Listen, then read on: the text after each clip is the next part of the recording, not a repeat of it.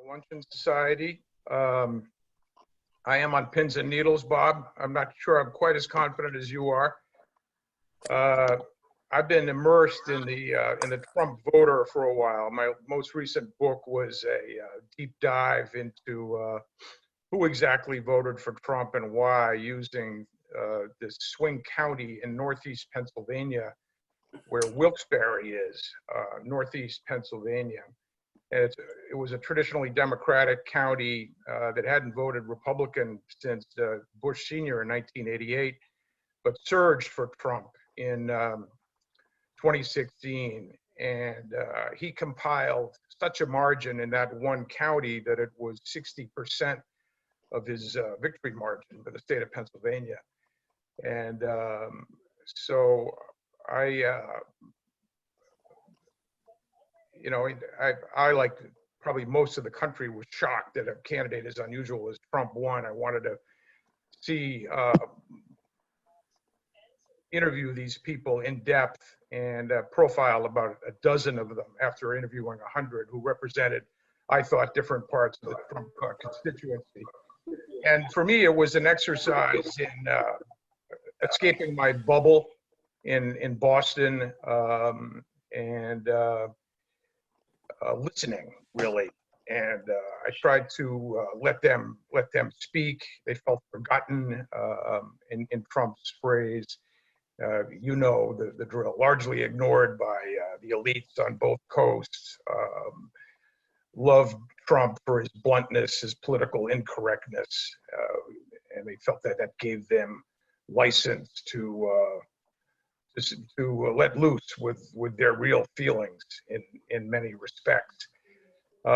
These days, I feel much more free to express my own view after that listening exercise, and I've been horrified at what Trump has done to the country. And I think he's become a clear and present danger. I think it looks like Biden's got it, but one thing that I'm a little concerned about is the huge crowds that Trump is still drawing. And the pollsters didn't really pick that up in 2016. I'm a little more confident in their methodology now. They're reaching more people with cell phones, and they're correcting their the way they weigh their samples. I think they weighted the non-college educated white voter who was the core of Trump's constituency then and now, but they're supposedly factoring that in now. And so I'm cautiously optimistic Biden's got it. I'm worried what kind of shenanigans Trump still might pull late Tuesday night. Richard, you're up. Okay. Well, my position has been pretty clear for the last several months, much to the dismay of my family, who are probably like many of people on the call and very uncertain about what's going forward.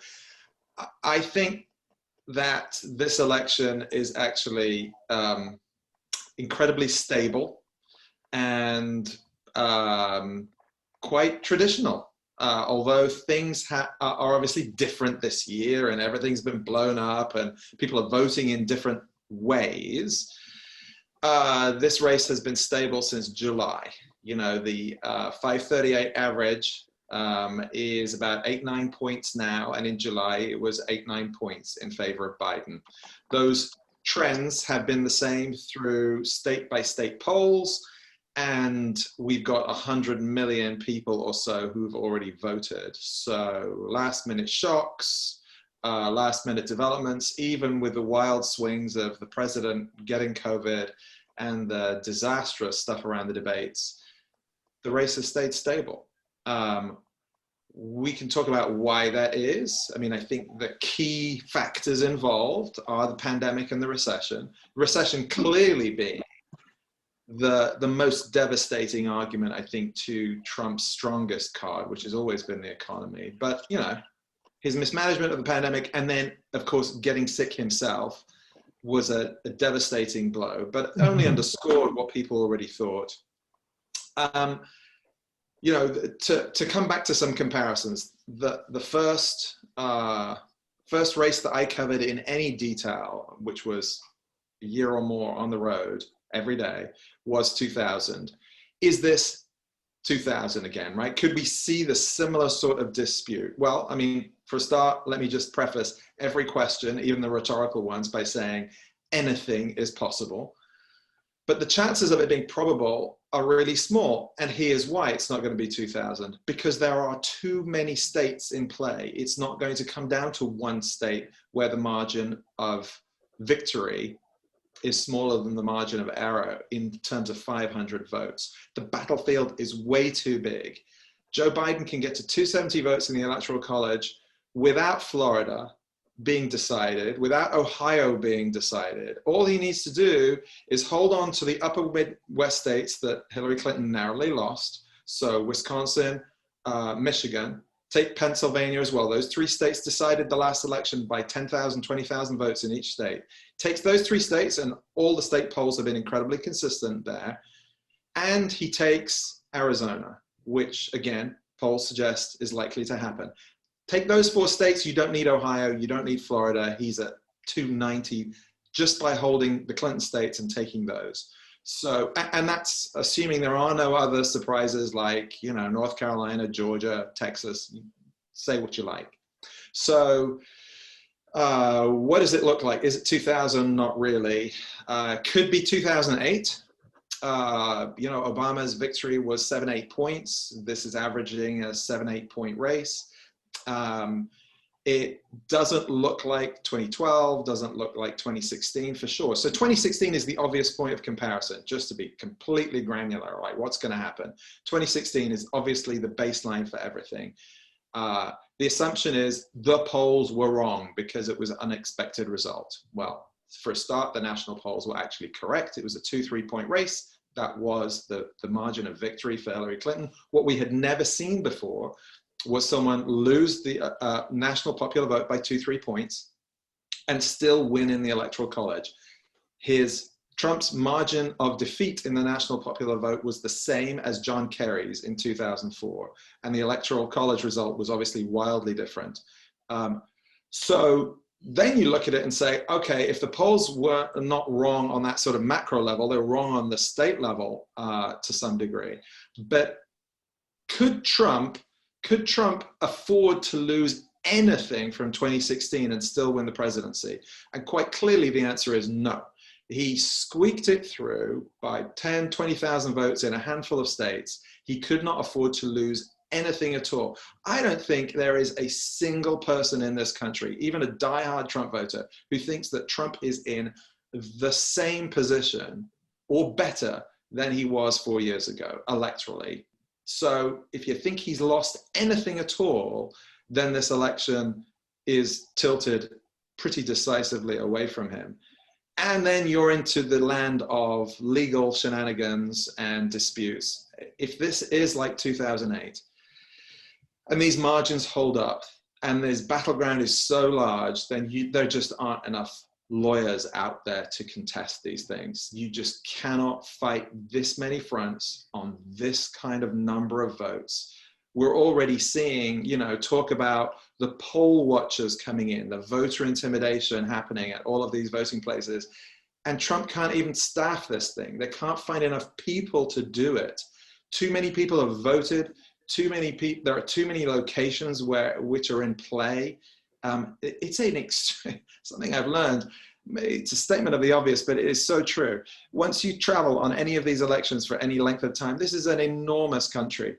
And just staffing up across this country to have this many contests is extremely difficult. The Texas Supreme Court kicked out an attempt to throw out 100,000 votes. These are large numbers of votes that they have to throw out. So I think the predictions of extended disputes and contested electoral college, I think that we're going to file this alongside the contested conventions, right? The idea of 12 votes on the convention floor, which people were confidently predicting. And that takes us back to, I think, the sort of psychology of this election.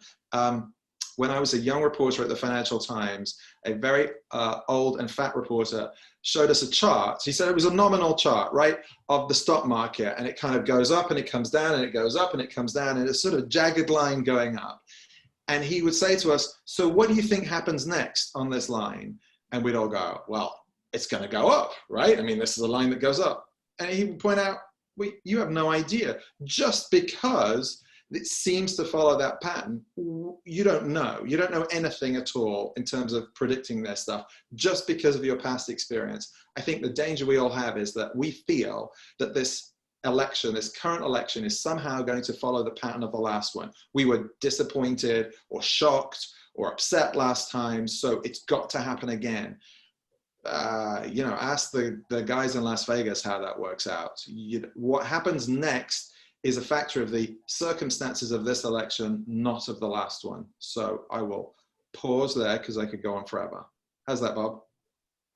That's a good start. I think we're gonna have a lot to chat. I'll jump in with the first question. Then myself, Lou Frillman, Jim Hurd, and Sam Perry. And so I guess and I don't want to go with Sam Perry's question because I kind of go along those lines. When we get to the end of an election, in theory, depending upon where the polls are, if they're within the realm of error, let's just say, we tend to see a tightening of the overall campaign. The question is that with so many people voting in advance, 92 or 93 million have voted now, which I believe is more than the number of people who voted in 1992. Are we going to see that plan out, or is that just a facade because these people have already voted? I'll let you both take, but there's both the Ben and Richard. Let me say a couple of things do change from having so many early voters. Number one, exit polls are meaningless. So the frame that we have on election day doesn't mean anything. Taking a survey of people who happen to vote on election day may well actually be quite misleading. May be representative, but may not be. Secondly, the idea that the polls have tightened isn't borne out by the facts. Take a look at the polls. They really haven't. I know that's a nice narrative. No one in the media, no political journalist wants to have a static election story. We live for the volatility of it. This is our Olympics. And the idea that we can't be sure about what's going to happen keeps people engaged. But there's no sign that the polls have tightened at all. And if you want to talk about the Iowa poll, it's an outlier. Generally, the numbers have stayed absolutely static. Typically campaigns start to cohere and they stick to a closing message. There is no discernible closing message from the Trump campaign. That is one of the many ways that this election is different because of Donald Trump. So I don't see it tightening. I think it's been remarkably static. Bob, repeat the question.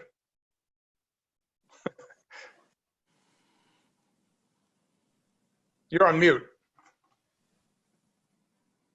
You're on mute, Bob. Bob, you're on mute. There we go, much better. Yeah. Sorry about that. What you tend to find in traditional campaigns is that they may widen in terms of the voter gap, but then they may narrow as various constituencies come home. And I was just curious if that's an issue here when you contrast the fact that 92 million people have already voted. So you lose that last weekend kick with people who've been voting for the past month. Yeah. Well, by all indications, the Democrats have dominated the early vote, and I guess Republicans traditionally prefer to vote on election day. So we'll no doubt see the Republicans catch up. But I think there's been a little bit of tightening in the swing states, but not much, as Richard suggests. So let's hope we don't have to go to school and bash the polls, and let's just hope that the technology has gotten better this time around. Lou Frillman, you're up. Lou, then Michael, then Jim. You're on mute, Lou.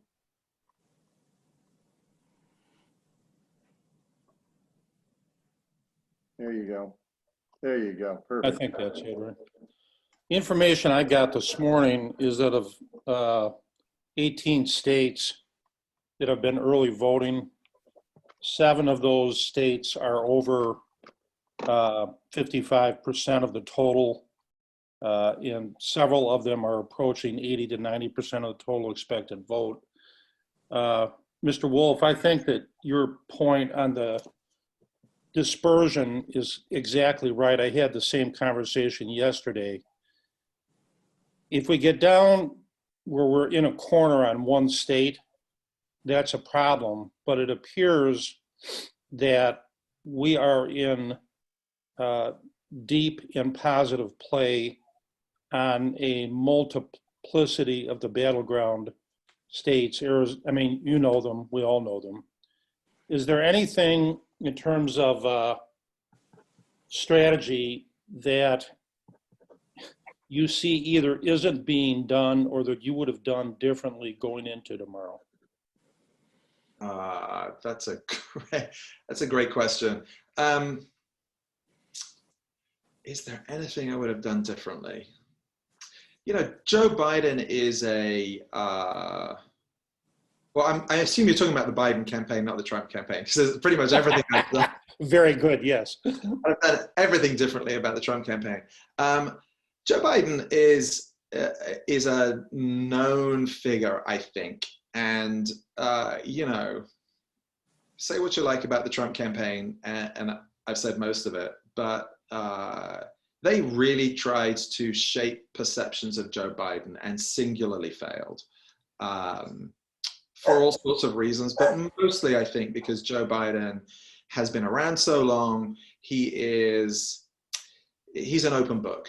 Yeah. And you know, faults and all, he talks and he talks and he talks, but you get a clear sense of his heart and his empathy, and his framing of the election was very Biden-esque, you know, the soul of America. That's such a Joe Biden concept, that there is a soul of the country and that it's worth holding on to. And it's, I think for a lot of people, it's sort of old fashioned and hopelessly naive, but it's very Joe Biden, and it's actually perfectly in tune with the sort of comfort and nostalgia that I think people are longing for after so many disruptions. And that's not just the pandemic, but it also is the pandemic. So I think in this instance, Joe Biden's instincts were absolutely right. And, you know, I've been one of the many people, having interviewed Joe Biden many times, who would be openly critical of Joe Biden as a politician. You know, I could go at length, tell you at length about how the Obama people thought of Biden, both inside and outside the White House. But I think they've pitched it right. You know, one of the other factors that I think maybe is beyond their strategy, but is actually the result of Donald Trump's errors, is that the fact we're seeing so many people early vote is because Donald Trump said so clearly that he was going to challenge mail-in ballots. I think these two things are connected. If Trump had been serious about having any kind of strategic discipline, he'd have had that plan and kept it quiet. He'd have let all of those people mail in their ballots and then challenge them. But because he cannot keep his mouth shut, he actually has driven these enormous numbers of early votes. So right. I think the Biden campaign has also been fortunate in having such a disastrous opponent. But, you know, would I have changed anything? No, I don't think so. I think this is as near as you can get to, look, when you're 8 points ahead, you've got to hand it to people. I will say that David Axelrod, who I know is familiar to many of you, likes to say that, you know, when you win, you're a genius, and when you're a loser, you're an idiot. And if you're winning, as the Biden people are, they're obviously geniuses. But I think Joe Biden needs to take credit for this as well. You know, the basement campaign, the wearing of a mask, all of the things that people second guessed him on, it turned out to work for him.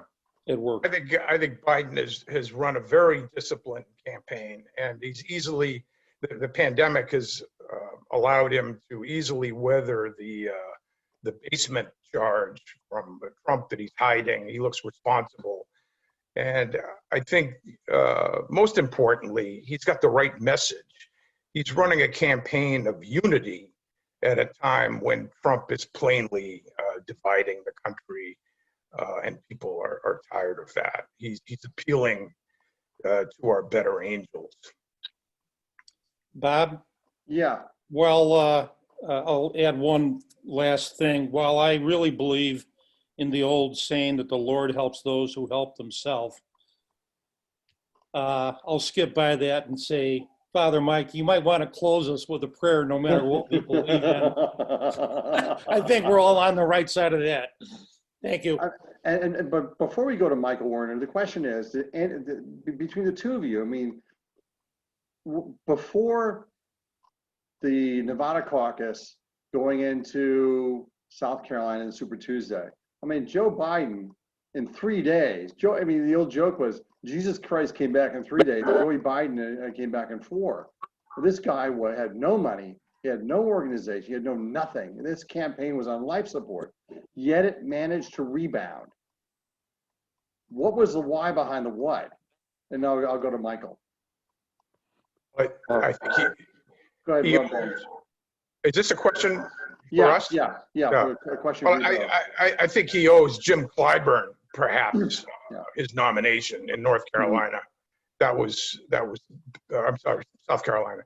That was a pivotal primary, and he had to win. And Clyburn delivered the black vote en masse. And Biden hadn't really found his niche, a moderate, running against Bernie and Kamala and others. But he emerged in North Carolina. I think looking back on the primary, it was North Carolina, South Carolina that was pivotal. Richard? Yeah, I would point out that South Carolina was pivotal in 2008 as well. And, I think we dismiss at our peril the political and philosophical differences between privileged white voters who can dabble in the intellectual side of sort of left of center and left-wing politics, and working folks who happen to be people of color who make up the bedrock of the party, who want the basics. They want a social safety net. They want good public education. They want healthcare that won't bankrupt them. And I think Biden was speaking to all of that. Jim Clyburn's a talented party leader, but I don't think a single South Carolinian elected official could deliver the vote. I think Joe Biden spoke to what the voters of South Carolina wanted. And yes, they're slightly more conservative as Democrats than the voters in New Hampshire or Iowa, but I think, a working agenda is a working agenda, and Joe Biden's been steeped in these kind of politics for a very long time. Okay, Michael Werner is up. Michael Werner, Jim Hurd, then Sam Perry. Okay, Michael, thank you. It's Michael Werner. I have a question for Ben Bradlee. I think it's tremendously important that we understand what motivates the Trump voters, because even if Trump is gone, the Trump voters will still be there. And if we can't unite and make common cause with them, it's going to be pretty grim going forward. I realize you've written a whole book about this, but could you maybe summarize a couple of the salient points as takeaways so we can start thinking about them? Well, they really felt that a lot of people who were Democrats told me that the Democratic Party left them. They didn't leave the Democratic Party. They felt ignored. They felt forgotten, as Trump called them, the forgotten people. They felt there was certainly an undercurrent of racism, not expressed overtly, but primarily through the illegal immigration issue. I found that the illegal immigration effectively merged with immigration. A lot of these people were older. His core voter is probably 50 and over, white, non-college educated. And they look back on their childhood as sort of an Ozzie and Harriet lifestyle, and didn't like the changing complexion of their fellow citizens, especially Hispanics, which had been in one city in this county, Hazleton, had seen a sharp increase in Hispanics coming in from New York and Pennsylvania. And Trump skillfully used that to play to their fears. And I think their vote was fear and resentment based, grievance based, and he just spoke to them in ways that Hillary never could, especially with her infamous remark about Trump voters being deplorables. They seized on that, and but Biden is not Hillary, as we're finding out, and he's benefiting a lot from that. He's a lot more palatable to the white working class than Hillary was. You know, they think that he listens more to them, but Trump has done a hostile takeover of the Republican Party. So if he loses, it's going to be fascinating to see what becomes of it. But I think that Trumpism, however you define that, has come to dominate the Republican Party. And if he loses, I mean, you know, I wouldn't put it past him that he would run again. And you know, either that or he anoints Don Jr. or Ivanka, who are probably competing behind the throne for that. But it's his party, and it's going to be interesting to see what becomes of it if and when he loses. And Thank you very much. And with that, we go on to Jim Hurd for both Ben and for Richard. Yeah, great to be with you all today. Thanks. In the longer run, it worries me a little that we may see an overreaction once the truth really comes out here, and that we have to watch, as my friend Alexandra Chalupa says, to build the center back up in America, because you know, Trump has so adeptly destroyed the center. You know, I'm a moderate to liberal Democrat, but I am worried about that. What don't you think? On a smaller note, I mentioned that I was intrigued by the Glenn Greenwald story, because I've been disappointed to see people like Glenn Greenwald come into an odd position over the last 3 years. And you see Roger Stone doing hour-and-a-half movies for Putin. So, you know, it's I don't mean to associate those together, but I just wondered if you, Richard or Ben, have any comment on the Glenn Greenwald story. But more importantly is keeping the center together after I think we're going to have a flood of amazing stories come out in the next 1 to 2 years.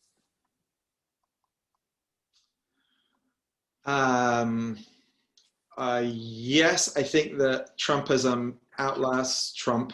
You know, the parallel would be something like Peronism in Argentina, where the sort of weird mixture of left and right and populism and just sort of capturing the crowd, the demagoguery, survives and mutates in multiple forms, and continues to this day long after anyone who ever voted for Peron is still a voting age, so still alive. So yes, I think as a force in American politics, this kind of demagoguery outlasts Trump, whether or not he runs again.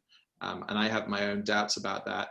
You asked about whether the center can rebuild itself, and I do think that sort of gets us into the fascinating discussion of what 2024 looks like for Democrats, never mind for Republicans.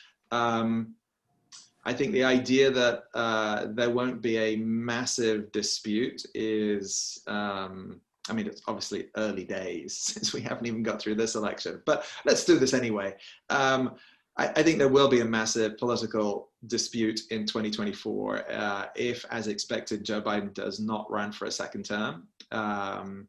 And so, yes, there's going to be a really important discussion about whether the Democrats are the party of the center, or whether the structural changes that the party wants, and especially younger voters, by that I mean anyone under 40, younger voters expect structural changes in the next couple of years. And, you know, Joe Biden's not that kind of guy. He may be forced into it by the tactics of people like Mitch McConnell and whatever the Supreme Court does over the next few months. But I still don't think, even if he responds to that, that the appetites for structural change will be satisfied for those younger Democrats, and they will be a force to be reckoned with in 2024. So I think centrist politics remains challenged on the left and certainly on the right. Not easy to start up a non-Trumpist Republican Party or conservative party at all. Not easy to start up any third party in a country this size. As for Glenn Greenwald, yes, I have many thoughts about him. As someone who has been the subject of his smear tactics, I have very strong feelings about the way he has conducted himself to people who, you know, nominally were on the left, progressives.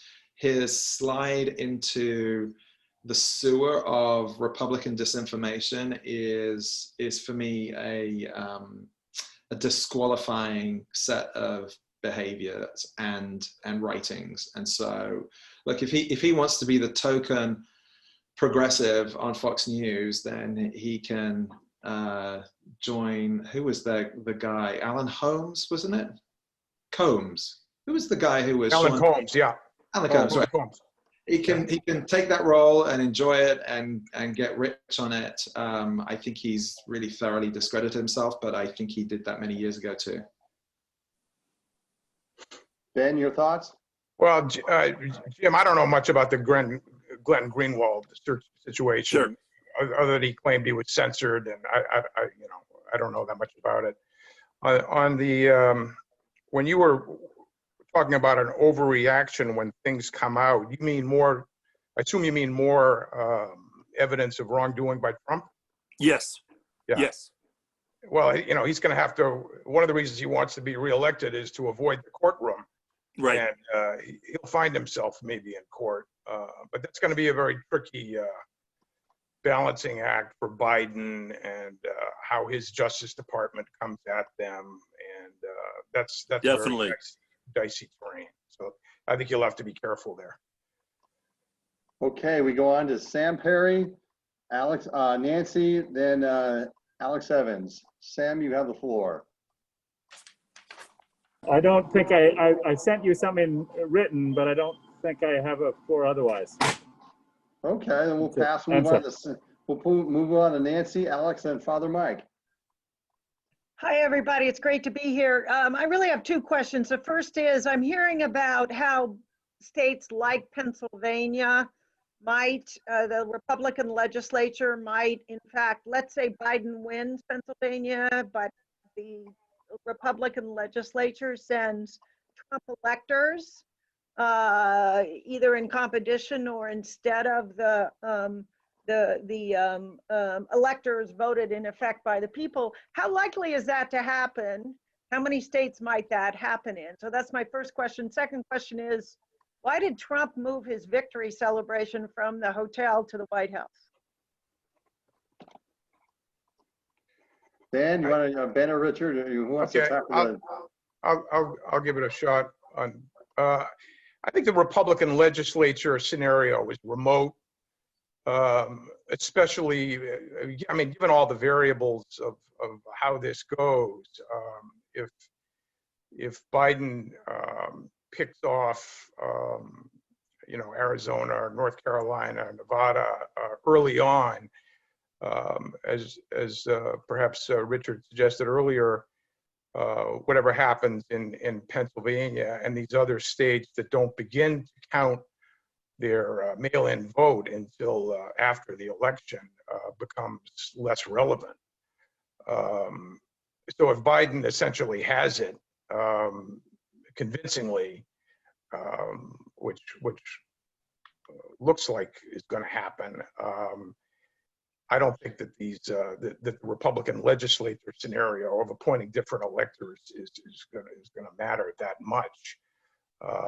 It could happen, and this is why Pelosi has been pushing to pick off some added seats in the House, because the rules of the election going to the House in the ultimate scenario depends on they vote by, even though the Democrats control the House, it goes by who controls the most delegations. And right now, that's the Republicans. And Pelosi thinks she can flip several House seats to gain back control. And on going to the White House, I think they're out of money, for one thing. And although I guess you can rent the Trump hotel for free, but I think they're scared of the optics there. And it's just easier to do it at the White House. Richard? Yeah, I think that's right. I think, yeah, I was in Austin in 2000 at the Four Seasons Hotel where the Bush family was. And one thing that you quickly realize in an election that maybe isn't going as expected is that it's hard to move around. So I suspect there is in addition to the sort of ease of staging of these things, if the results are good or bad, it's easier to sort of appear and disappear if you stay in the White House. What happened with the Bushes was that they were in the hotel expecting to declare victory, and then they were going to move out onto the street where there was a big rally, and then they had to go back to the governor's mansion. I mean, it was messy like the night. So I suspect part of the reason for shifting location is that this isn't quite as obviously a Trump victory rally. But if he wants to string people along and keep the momentum going in terms of media coverage, then the White House is not a bad place to do it. In terms of rival electoral college representation, that really comes down to having extremely narrow margins where you can legitimately say that this result is in dispute. If that happens in a place like Pennsylvania, it's going to happen in 5 or 6 or 8 different places. So this would be a very different election to the one that I suggested from the outset. The polls wouldn't just be wrong, they'd be more wrong than they've been in any place, in any race, at any point of human history. So it's possible, don't get me wrong, but it's just not probable. So I do think it's a very slim scenario that again is one of those contested convention type of scenarios that historians love and actually political journalists love, but I think is really unlikely to unfold. Ben, then we'll go on to the next question. It will be Alex Evans, who served as a chief of staff for one of the 2020 candidates, or continues to serve as his chief of staff. Alex, you're up.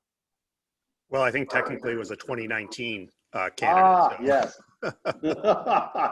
I also worked for Joe Biden in 1987, so I'm. And I'll jump in. My national byline, the first byline I got in Newsweek was on the Biden campaign. It was in the Bush Wimp cover edition, long time ago. Classic.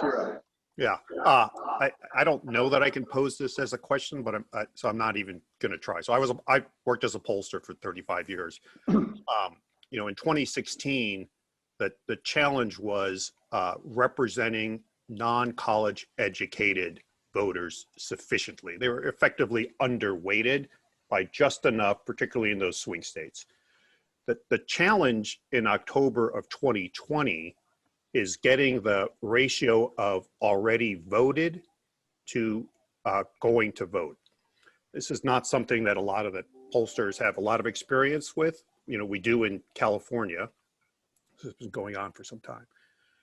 And then as part of that challenge, when you ask somebody who they voted for, they are slightly less likely to tell you than when we ask people who you're going to vote for.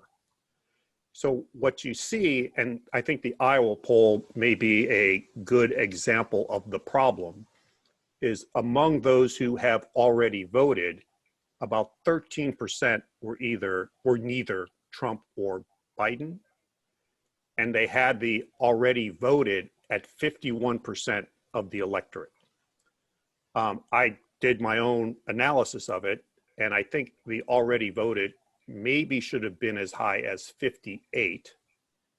And if you allocate those non-Trump, non-Biden voters, that 13%, you bring it down to what it may be on election day. You just make those two very modest changes and the poll goes to even. And so I think the potential mistake we make in 2020 is not getting those two things right. Like pollsters are like everybody else. We're really good at correcting the last problem. We're like the TSA. We know how to stop the last attack.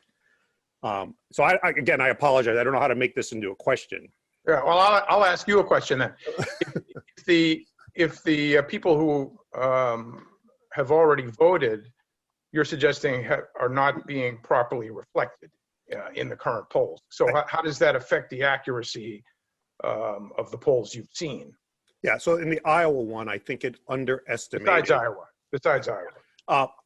Well, as you get closer and closer to the election, the already voted goes up. So I think it's probably the case that they're underestimating Biden, not by 5 or 10 points, but it could be by a point or two, which makes me even more confident that Biden will win.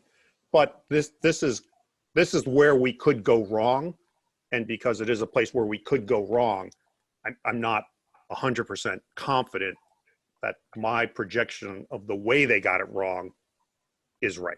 Mm-hmm. Mm-hmm. That's the risk, the 2020 risk. In California, we dealt with this for a very long time. This is a new phenomena for a lot of the country. They already have those. So those are two things I'd suggest you look at when you're looking at some of this polling that's coming out late is the percentage of already voted accurate? And then how many people didn't answer the question, and how would you allocate them? Yeah, I would say the real wild card on this one in terms of polling is Texas, where you have early voting now at, I believe, well over 100% of the 2016 turnout. This starts to make it incredibly hard to model, right? So as you heard Alex saying, you might get some raw data and there might be some finessing of the sampling.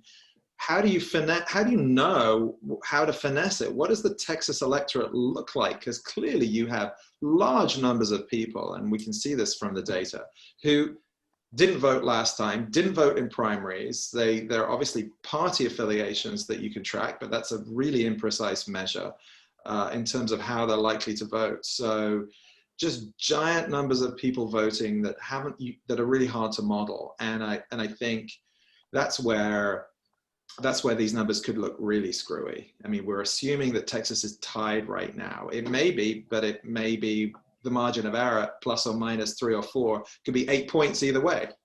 Yeah, so Iowa was easier because it's mostly homogeneous. And the issue was, should the already voted be 51 or 58? In Texas, as you're pointing out, number one, much more diverse. And the already voted, it's harder to tell what percent of the electorate they should be, because it's already over 100% of 2016. So it almost seems like, Alex, it's we can say this as Californians, it's almost like a reverse Bradlee effect in certain respects. Is that a fair comment?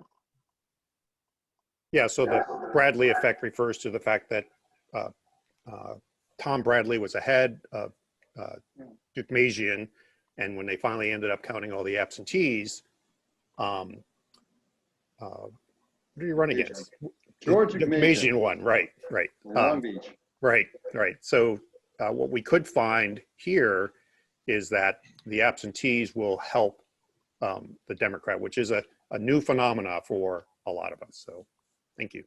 Okay, we go on to Father Mike Russo, Tim Farley, and Vincent and Judy. Father Mike, you're up. Well, I just want to say, Lou, thanks for the idea of the power of prayer, especially on All Souls Day. However, if my prayers were that powerful, we would have had a President Mike Dukakis, President Hillary Clinton, and a few others. So we're all praying for tomorrow. My question for Richard and for Ben is simply one of the assessment of the press. If we see the parties fractured, one can look at the newspapers, television, social media, all needing some measure of assessment and reform. And of course, I want to just point out the article by James Fallows in The Atlantic, which forecasts that kind of assessment. Could you address that? Sure. I will say that, Ben was talking very eloquently about his book and about the Trump voters who've been left behind or forgotten. The technological, cultural revolution that is going on is affecting all of us. And the media has been decimated by it, as well as any number of manufacturing sectors and towns and states. In the midst of this rubble of the media, right, where employment of journalists has collapsed, wages have stayed stagnant. Average median wage for a reporter today is less than you'd earn in Starbucks right now. So that's my reference point. But in the middle of all of that rubble, you have the growth of the two biggest media companies the world has ever known by readership and by dollars, which is Google and Facebook. And they are larger, each one of them individually, than the entirety of the American newspaper industry at its height. If you combine all of the profits from all of America's newspapers in the mid to late 1990s, never mind the mid to late 80s, Google and Facebook are individually multiples of that number. So massive media power, and obviously, the terrible hearings we had in the Senate last week were a sort of reflection of this. What do you do about that power? What's the legal and regulatory framework for that? At the same time as saying, established media, what's your role here? One thing that, if you look at the disinformation studies that have been going on this cycle, there's a very good one from Harvard recently that shows that actually 4 years ago, disinformation was predominantly coming from outside, from foreign sources. This time around, disinformation has been flowing through, not surprisingly, Donald Trump, but it's being amplified by actually the mainstream media because of three principles that we have as journalists. One is that if the president says something, it's news.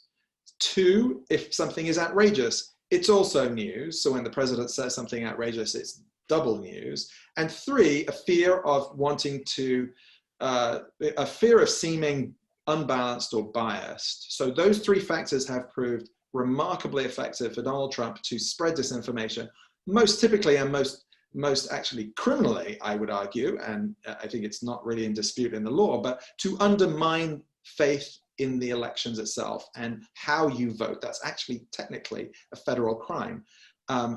So Trump has spread disinformation about the legitimacy of voting, particularly mail-in ballots, and he has done that through the mainstream media. So there's a culpability there, which Trump has, has sort of boxed in journalism by adapting journalistic principles to his own end. But I think even if you fixed all of that, even if you said, hey, beware of demagogues, put a health warning on it, you still wouldn't come close to dealing with this moment of extraordinary technological and cultural change that we have around the news business writ large. And we haven't yet seen the end of that trend. The last remaining part of the news business that is financially healthy is cable news. It's a subscription business. You pay your cable, it goes to everyone. Whether or not you watch Fox News, you're paying for Fox News if you buy cable. That model is fragmenting in front of us right now. And so, this great unwinding still has some way to go, and it will have profound impact on our access to information, what's trustworthy, what isn't, and therefore what the purveyors of disinformation can do. Dan, your thoughts? Well, Father Russo, I'm no expert on the fracturing of media, really. I don't get my news on social media or Facebook. I feel like sort of a dinosaur in these times. More of a Boston Globe, New York Times as my primary sources kind of guy. I worry more about the as the newspaper world, particularly, has been torn asunder by the internet. I worry about the demise of investigative reporting and what effect that's having, particularly on the small and regional papers that are struggling just to put out a paper. They've lost about half their staff in the last 10 years. And so there's the tendency among editors to have an all hands on deck mindset without the luxury of having 4 or 5 reporters, like I used to supervise at the Boston Globe, the spotlight team, being on their own for 6 months to a year to do a long-term investigation. New York Times, Washington Post, Wall Street Journal could still do that, but the smaller papers are not. And on Trump's demagoguery and lies, that's been a real challenge for the press. And you can fact check yourself to death, but it doesn't seem to be having much impact on Trump's, what is it now, 52,000 lies, the Washington Post says. One thing one adjustment that the press, I think, has effectively made, I think led by the New York Times, is that they're no longer adapting the old convention of saying, Trump charged this today, and we're going to Hillary Clinton for her response. He's built up such a record of untruths that they're now framing it as Trump falsely said yesterday. And that's been a paradigm shift that's been all to the good, I think. All right, we have Tim Farley, Vincent Caprio, and Judy Palnick, and Bennett Kelly. Tim, you're up. Thank you so much, Bob. I appreciate you doing this. Bob and I have shared election nights for some 40 years. We were going to be Glenn delegates in 1984 and take over the world. So that's how far back we go. But I have one question and one observation I want to share with you. One, if the two of you could talk about the unprecedented new voters, new and infrequent voters that we're seeing. Are they young people? Are they African American? Are they displaced people? Who are these, what are they saying? 1 in 5 voters who voted are infrequent and didn't vote in 2016. So I want you to address that. And I also have an observation. I've got a 29-year-old son, and his peer group are very engaged, but they're very impatient. Unlike any generation I've ever seen before, they want structural change. They don't think of themselves as radical. They don't think of themselves as ultra lefties, but they're extremely impatient, and they're open to, bring in Puerto Rico and DC and 20 new justices to the Supreme Court. They want to see all of this, and they're very, very impatient. So I wonder if you could address, 1, who are the new voters and what impact might they have? And 2, what are your thoughts on an impatient generation? Mr. Wolffe, you touched on that earlier, saying that by 2024, there could be some real tensions within the Democratic Party. And with that, I'll let you guys respond. Sure. Look, I think it's fantastic news that there are so many infrequent and new voters coming in. I think turnout in 2008, which was obviously the most recent high point, was something like 58%. That is not a high turnout, but it was compared to other elections. So I do think that's incredibly positive. I don't think we should assume that they're all Democrats at all. I think Trump is driving out his own infrequent voters and people who've been alienated by the process, precisely the people that Ben spoke to for his book. But generally higher participation is a great thing for democracy. The structural changes I think that we're talking about here are sweeping, and I think, you know, I'm the father of 3 teenagers, and 2 of whom voted in this election, and they are actually pretty old school. They wouldn't think of themselves as old school, but they're socialists. I mean, they want the kind of structural changes that will lead to social justice. And you know, it's like having a discussion with them is like arguing with my father. It's, you know, it's back to the 1960s. And so I do think that that's going to be a challenge for Joe Biden, not my own children, but generally the feelings that have come out of Black Lives Matter, for instance. There is an obvious rupture for him around criminal justice reform that I think he's going to find extremely problematic, because that's just not who he is. That's not his politics. And yet there is a tremendous groundswell across actually different demographics and age groups that we saw with Black Lives Matter, that will be a source of tension. I suspect that in his, in fact, I know from discussions with his team, under the umbrella of defending democracy, which he has really elevated to one of his very top priorities, there is a very broad spectrum of actions you would need to take. One of those is sort of international, having this sort of alliance of democracies. But if you look at what he said about defending democracy, it starts with defending it at home. That's election integrity and confidence in the judicial system. And I think quite clearly we have seen through the second Obama term and now a determined strategy, and a successful one, by Mitch McConnell to politicize the federal judiciary. You know, remember where Joe Biden came from in the Senate, not just foreign relations, but the Judiciary Committee. I think, you know, in announcing this bipartisan commission on judicial reform, he is setting the ground for really sweeping reforms to our court system, because this status quo is just unsustainable in terms of lifetime appointments that are highly ideological. A number of these recent judicial appointments are unqualified according to the American Bar Association, never mind what's happened at the Supreme Court. I think there will be some sweeping measures on that in that first term, but probably not to do with policing. And I think that's where you're going to start seeing the 2024 debate start to shape up pretty quickly. Ben, your thoughts? Richard, you think that when you say sweeping measures on judicial reform, you think that he would go so far as to add justices to the Supreme Court? I sort of doubt that. I think this. But you have a bipartisan commission to either do nothing or to give you cover for doing something sweeping, and I think he wants to do something.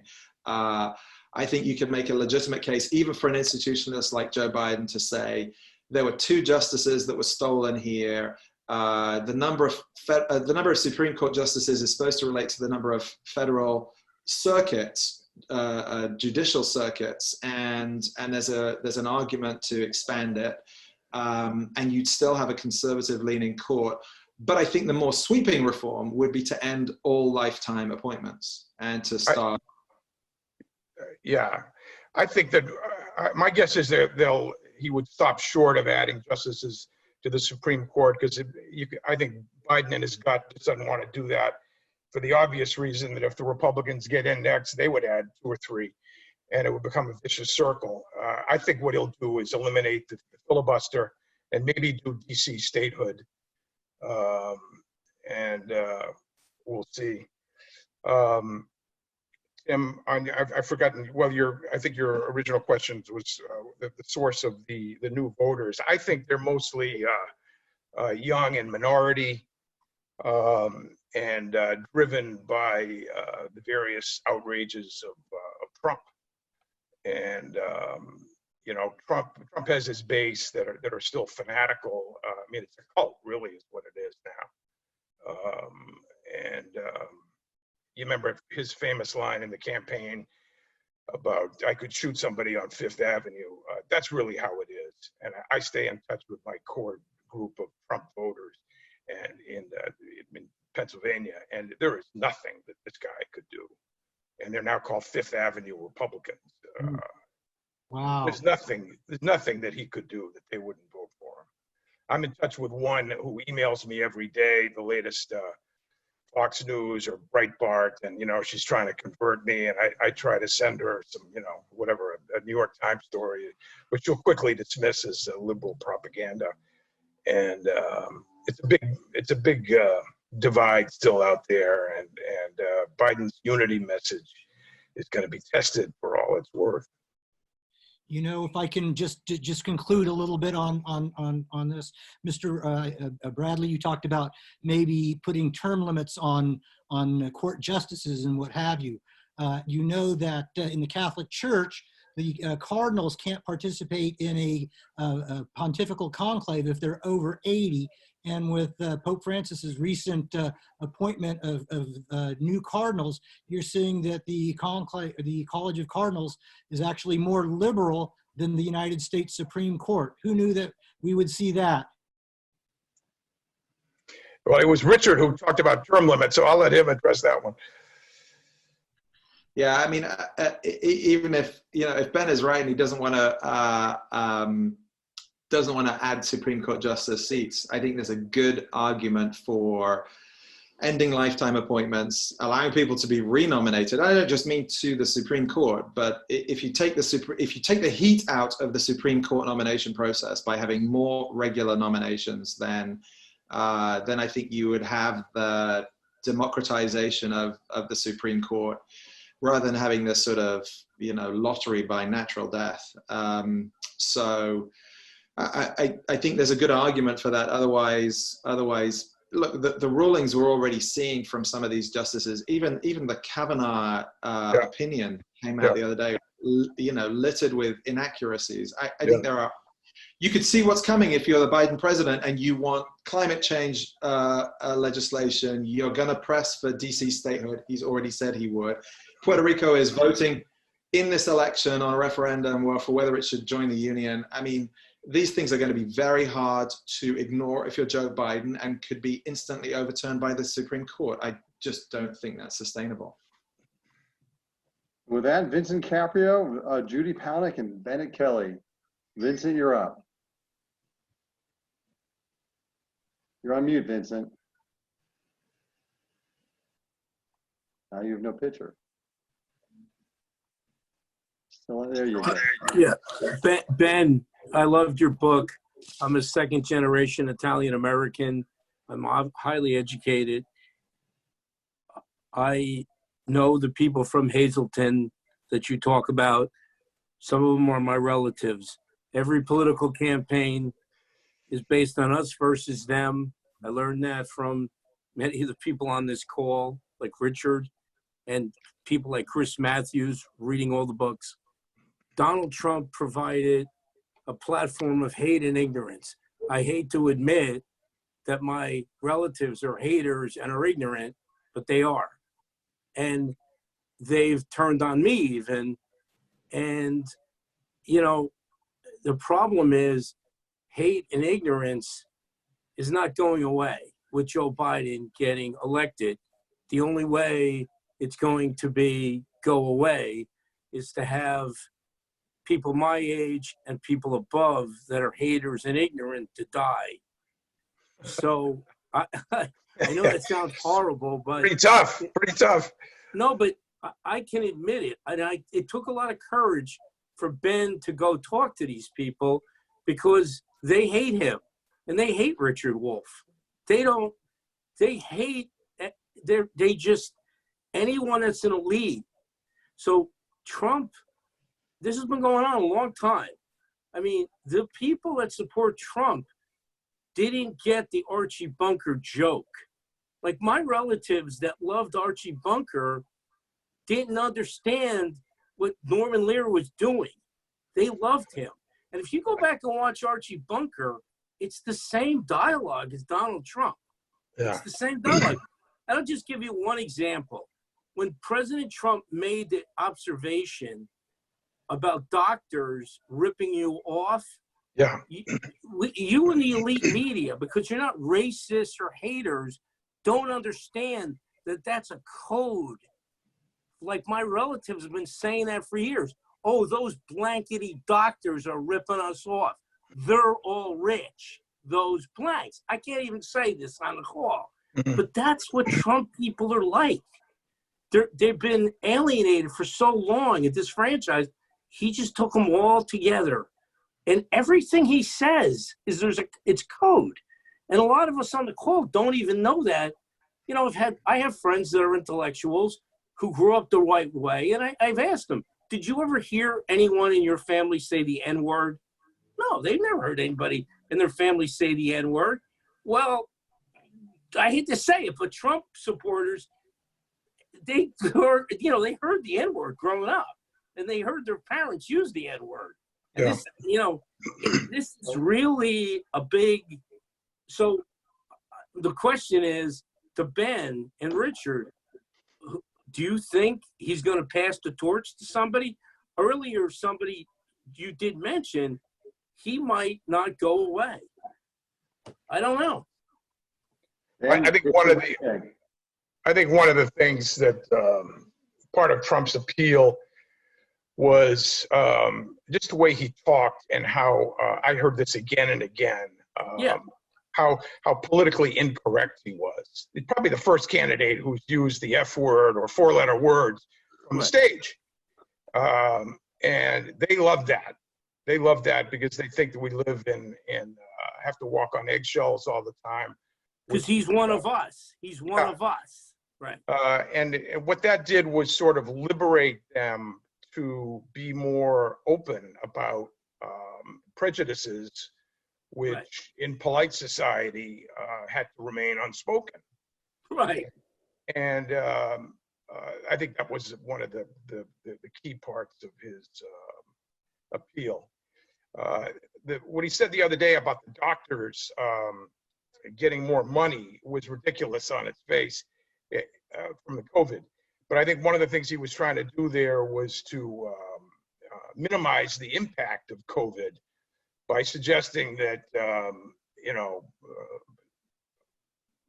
230,000 allegedly dead of COVID. Well, maybe Trump is suggesting it's maybe 150 and who had heart attacks, and they're calling it COVID. He's trying to sort of lessen the blow. As to the future, I mean, God only knows. Trump is such he would be 78. So on just in terms of the math, it would seem unlikely that he could run again. But who knows? He craves the spotlight so much. He just might. Don Jr., you can tell, is aching to go with his father's blessing. Ivanka's more ready for polite society. But then you got people like Tom Cotton and, Cruz could easily run again. So it's going to be a battle royale within the Republican Party to resolve the future after Trump. Richard, your thoughts?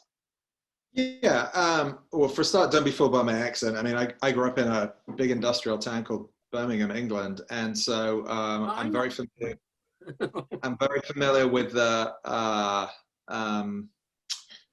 impact of the collapse of manufacturing on pretty traditional communities, and there is a community feeling that is expressed in these grievances and in the racism and sexism that we've seen played out in the last couple of elections. I mean, I do think this has been a white lash to Obama, and that's why Trump keeps bringing him up now. I think decades of misogyny about Hillary Clinton obviously played a factor there, and will play a factor again in 2024 if Democrats pursue a woman nominee, which I believe they will.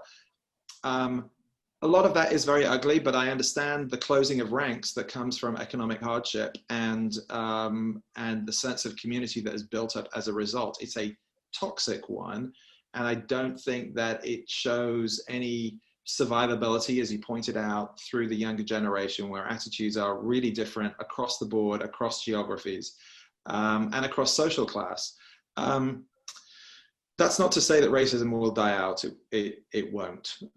So I don't have that positive a view of it, but I do think that 2024, if Democrats have a woman nominee, then Republicans will once again, Trumpist Republicans will once again have something to push back against.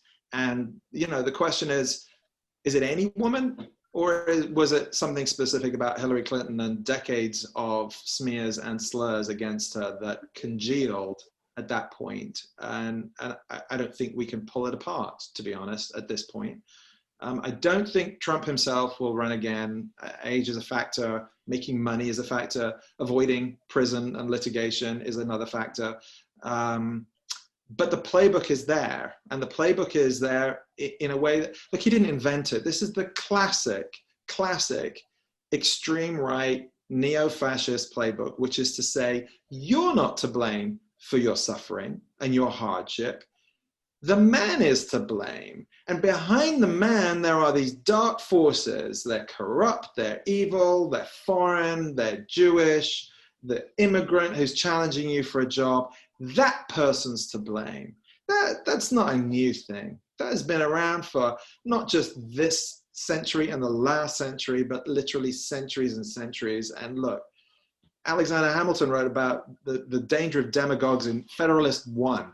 I mean, this was not a surprise to anyone. And the way demagogues work is to promise everything and deliver nothing, and then to kill all their rivals. I mean, you know, so it's an old playbook. We just sing it in a new guise.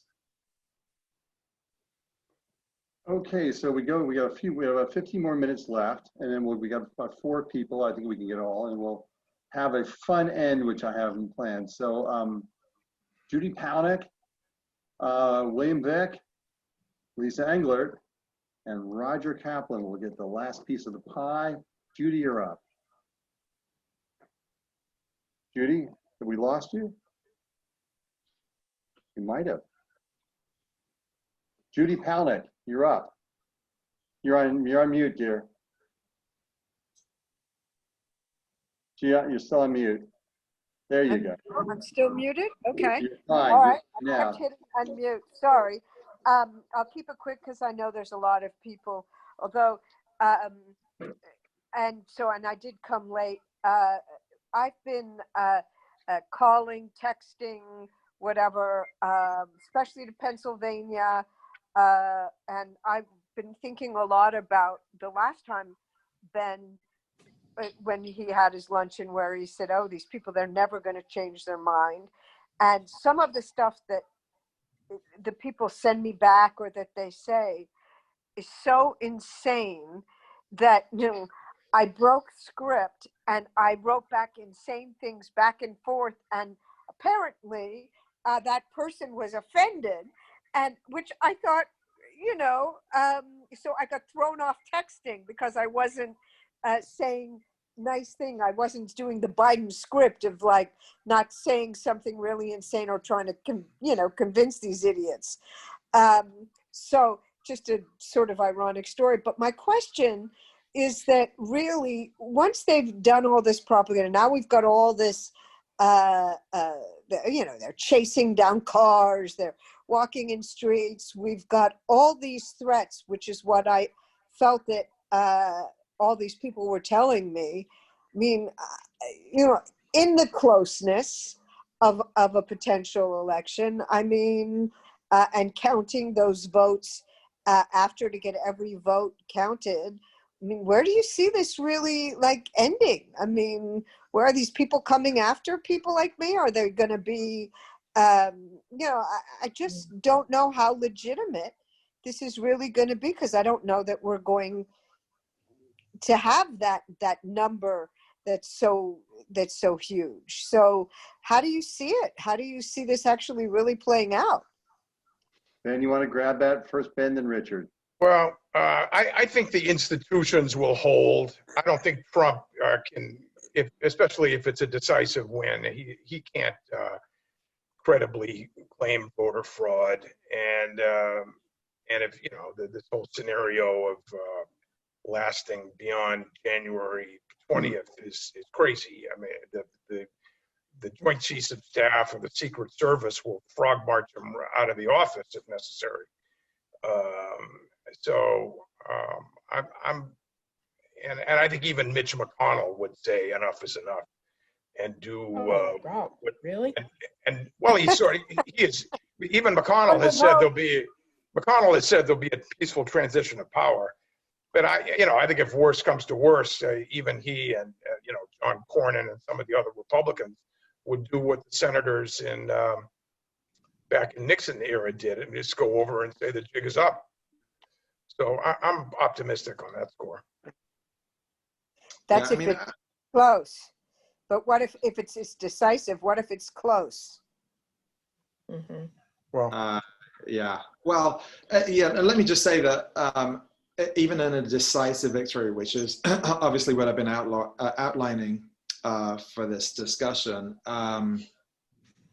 you can already see how the extreme right forces are adapting. If you look at the UK, my old country, where the pro-Brexit UKIP party under Nigel Farage, who for some reason was campaigning with Trump the other day, has pledged to reshape and reinvent itself as an anti-lockdown party. I think it's quite possible that you'll see, with a Biden administration coming in and a real effort to get to grips with the pandemic, that many of the sort of Trumpist forces will move to some sort of public resistance to national mask mandates and new lockdowns and test and trace and all the rest of it. And, it's an anti-scientific thing.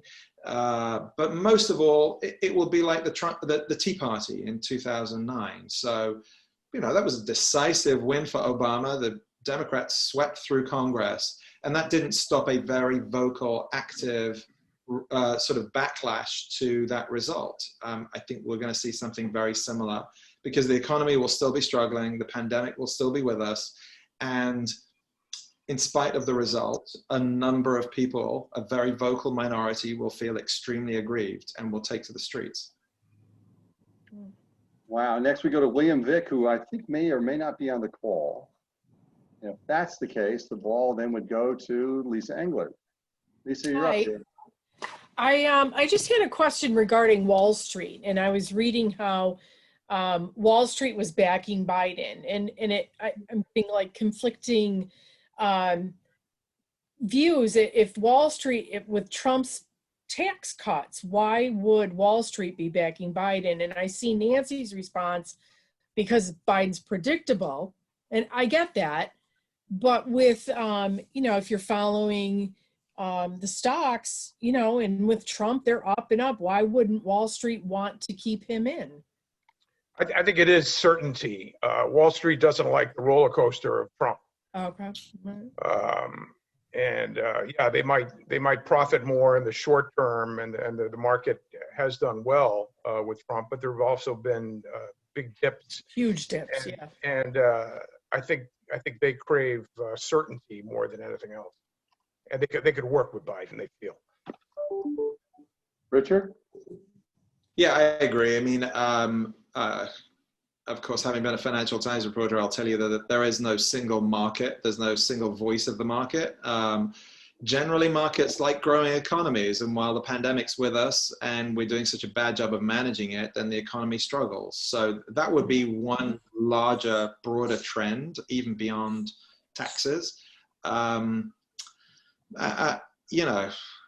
Trump has blown up so many things, the strong dollar policy, international trade agreements. I mean, it starts to become extremely complicated to forecast how the global economy will fare. But I just point out again, 99.9% of stock market activity is straight up gambling. So they don't actually care about this stuff. I mean, I'm giving you a narrative, and I don't even believe it. They just want to see some divergence between the buy and sell price. And as long as it's, they're making money on the bet, it's fine.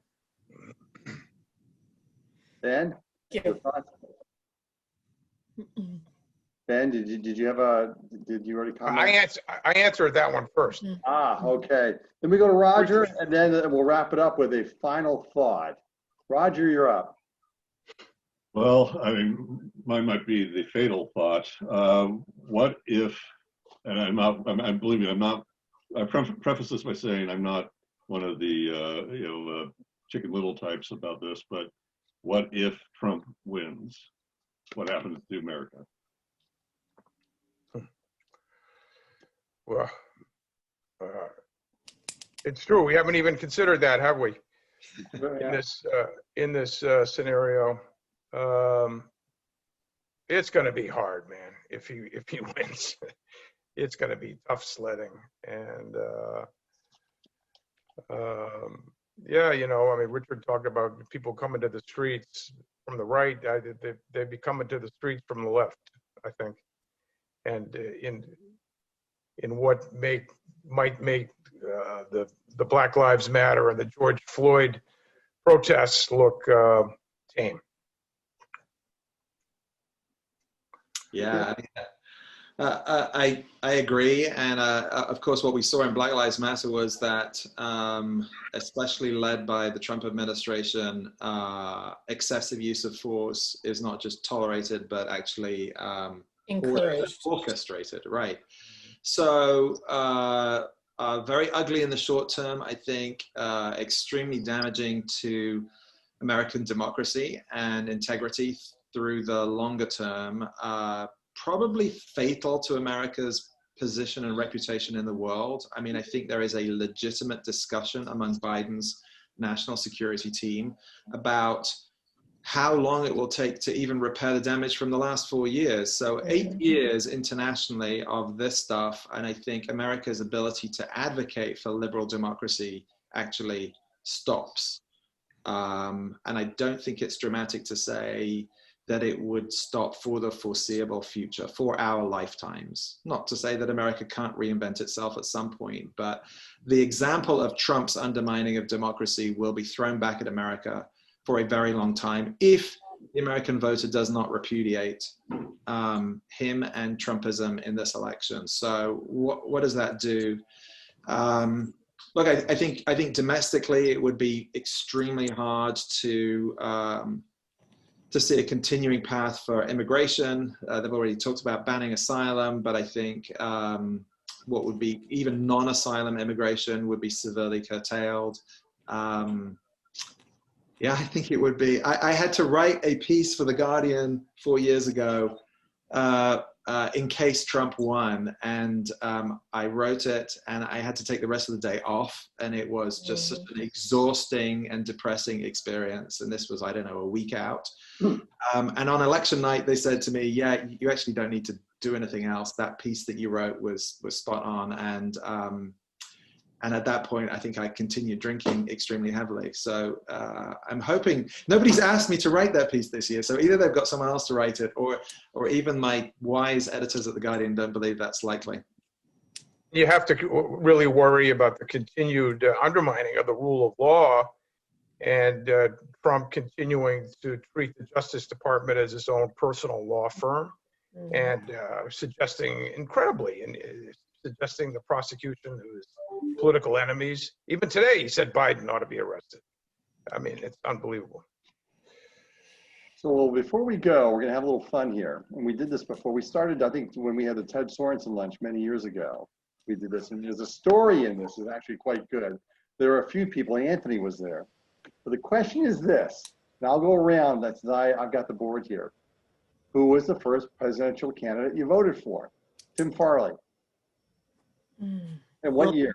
The first presidential candidate I voted for was Jimmy Carter in 1980, but the first person I voted for who won was Bill Clinton in 1992. Dan, do you want to answer this one? Because you're in the press, so you don't have to. You get a pass. JFK. There you go. Cookie, the first person you voted for, first presidential candidate. Jimmy Carter. There you go. Janice, you want to take this one? First presidential candidate you voted for.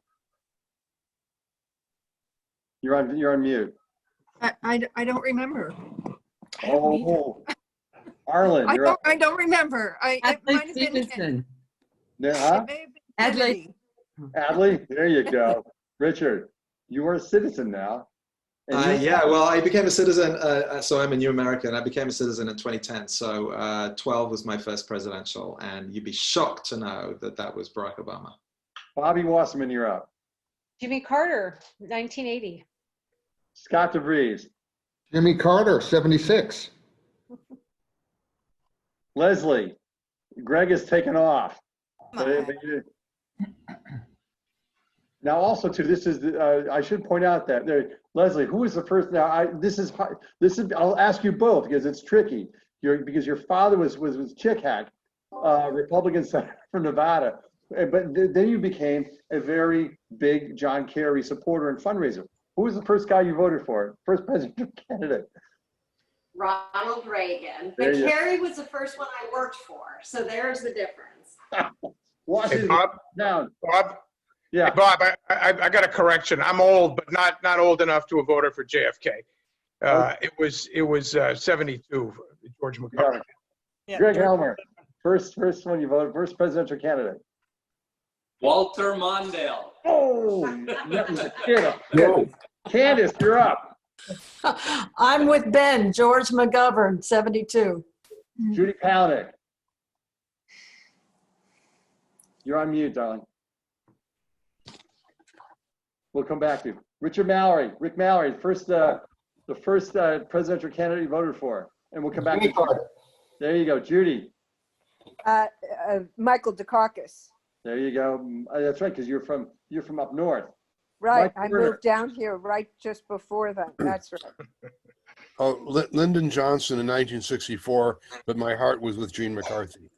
Well, what's interesting about there's a great Lyndon Johnson pin, scientists and engineers for Johnson, one of the most expensive ones you can find. Nancy, who first presidential candidate you voted for? I'm with Ben, George McGovern. Sam Perry, you're up. So George McGovern was the first campaign event that I went to as not voting age yet. So it would be President Carter. And I thought you said which president you voted for. And so he didn't become president as a result of my vote, unfortunately. But he was president when I voted for him. There you go. Marcia Rose, you're up.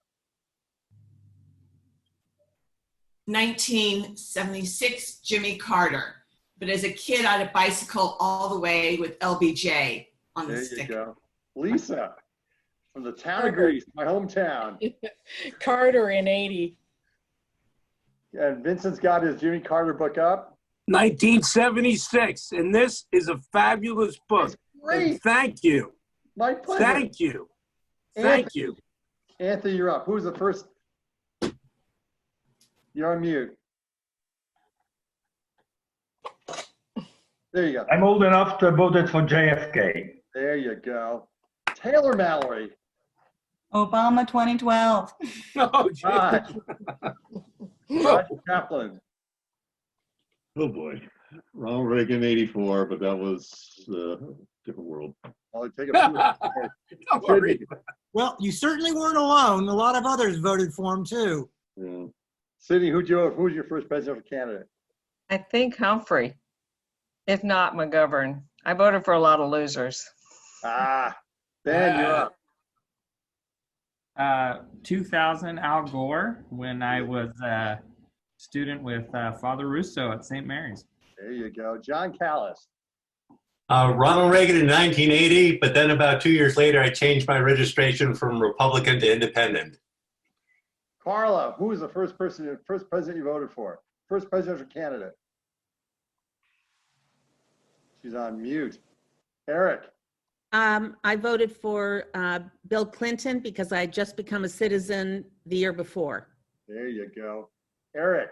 Okay, so Jimmy Carter also for the first election, because we aren't being definitive, you know, it was the one he won and the one he lost.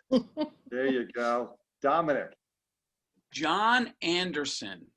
1980. That's right. He ran as an independent. Yep, John Anderson. Yep. And now it's my turn.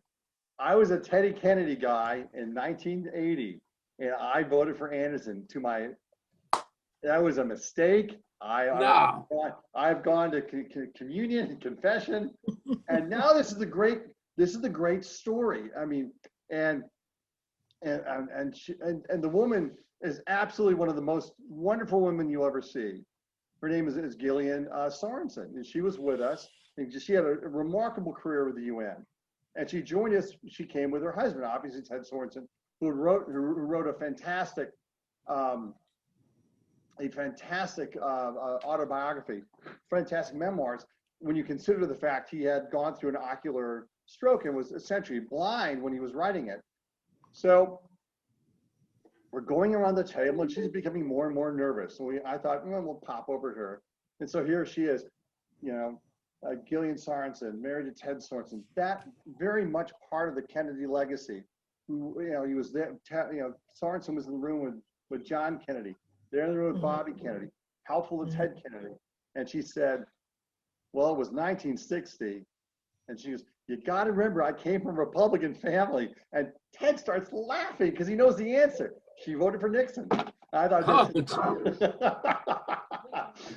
but then she says, I've been forgiven. And she's absolutely the most wonderful person. I think one of their children became a U.S. attorney out of Chicago or something like that. But it's just one of those great stories. I want to thank you all for coming today. It was a lot of fun. I think the next 48 to 72 hours will be telling. I'm hopeful it'll be a happy ending.